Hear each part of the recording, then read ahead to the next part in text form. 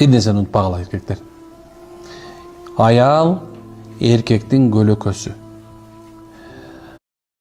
Bir кадам кылсаң, ал көлөкөң 2 кадам кылат. Bir жол калп айтсаң деген сөз. Bir жол калп айтсаң, аялың 2 жол калп айтат деген сөз.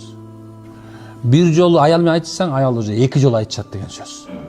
Ошонун себебинен аял менен мамиле кылганыңарда субханалла, биринчи өзүңөр таза болгула.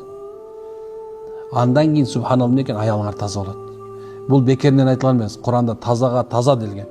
Бул жөншүл эмес. Демек бул биринин аркасынан бир эл аркылуу ээрчийт деген сөз. О, үйлөнөрдү эле бирөөнү алып калсаң эле анан кийин ошо таза менен таза түш болуп калды эмес.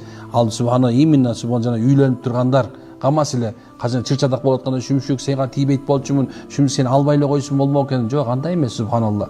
Бул жерде ошону айтып аткан киши өзү бузук болгон себебинен ошол киши попадание болуп калды деген сөз. Шундасыздарбы?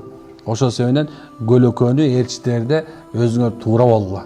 Анда көлөкө туура болот иншалла. Эгер балдарыңар жакшы болушун кааласаңар, деген ошо көлөкөгө жакшы мамиле кылыш керек.